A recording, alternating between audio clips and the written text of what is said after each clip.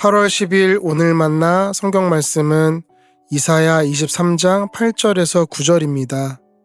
빛나는 왕관을 쓰고 있던 두루 그 사인들은 귀족들이요 그 무역상들은 세상이 우주라 보던 사람들이었는데 두루를 들고 누가 이런 일을 계획하였겠느냐. 그 일을 계획하신 분은 만군의 주님이시다. 온갖 영화를 누리며 으스대던 교만한 자들을 비천하게 만드시고 이 세상에서 유명하다는 자들을 보잘것없이 만드시려고 이런 계획을 세우셨다. 아멘. 오늘 만나로 만나주시는 하나님을 기대합니다. 이사야 23장은 당시 세계 최고의 무역도시였던 두로를 향한 하나님의 심판의 말씀입니다.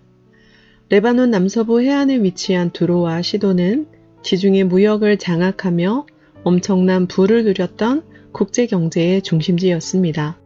본문은 그 상인들은 귀족들이요 그 무역상들은 세상이 우러러보는 사람들이었다라고 묘사했는데요. 오늘날로 말하면 세계 경제를 움직이는 세계적 기업과 거대한 금융의 중심지와 같던 곳입니다. 당시 사람들은 천혜의 항구와 견고한 요새를 갖춘 두로가 결코 무너지지 않을 것이라 확신했습니다. 그러나 하나님께서는 누가 이런 일을 계획하였겠느냐라고 물으시며 그 일을 계획하신 분은 만군의 주님이시다라고 선언하십니다. 여기서 계획하다는 히브리어 동사 야아츠로 깊이 숙고하여 뜻을 세우다, 변하지 않는 계획을 확정하다 라는 의미를 담고 있습니다.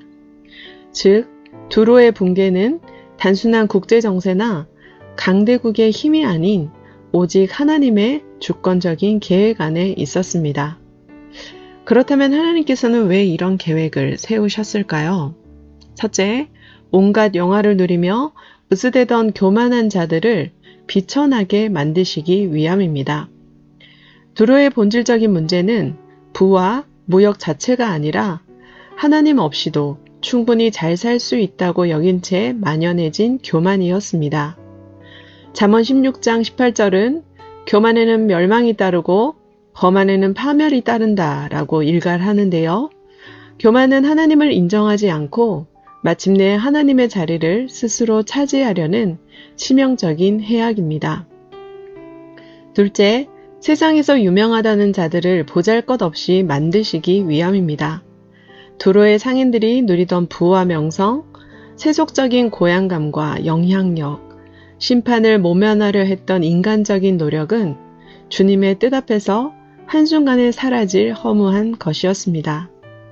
하나님께서는 사람이 의지하는 모든 영광을 낮추심으로 오직 하나님만이 참된 안전임을 깨닫게 하십니다.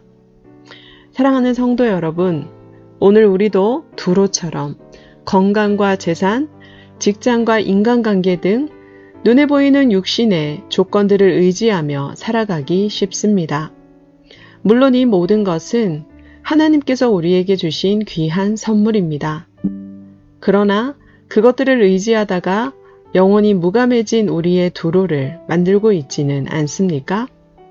반대로 우리의 삶에 고난과 시련으로 점철되고 예상치 못한 어려움이 찾아올 때 우리는 종종 처연한 마음으로 왜 나에게 이런 일이? 라고 의문을 품곤 하는데요.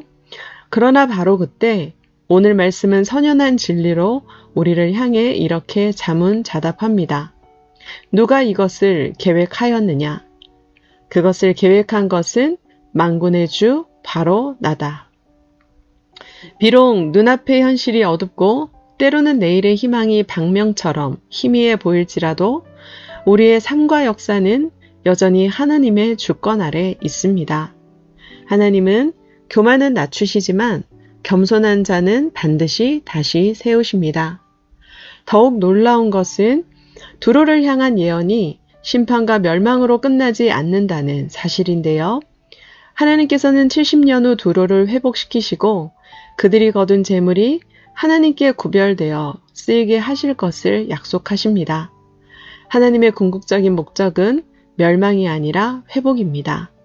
그러므로 세상의 일시적인 성공보다 역사를 주관하고 계획하시는 하나님을 붙들며 오늘도 교만을 내려놓고 겸손히 하나님만 의지하는 높은 뜻 사람 되시기를 축원합니다. 아멘. 기도하겠습니다. 만군의 여호와 하나님, 눈에 보이는 성공과 조건을 의지하며 교만해졌던 마음을 내려놓고 역사를 주관하시는 하나님만을 신뢰하게 하옵소서. 우리의 삶 가운데 두로가 되려는 모든 우상을 비우기를 원합니다. 심판보다 회복의 역사를 계획하시는 하나님을 의지하며 겸손히 순종하게 하옵소서. 계획하신 하나님의 역사를 친히 이루어 가신 예수님의 이름으로 기도합니다. 아멘. 두 가지 제목으로 기도하겠습니다. 첫째, 주신 말씀을 기억하며 기도합시다. 역사를 주관하시는 하나님의 계획을 신뢰하며 눈에 보이는 성공과 조건보다 하나님만 의지하게 하옵소서.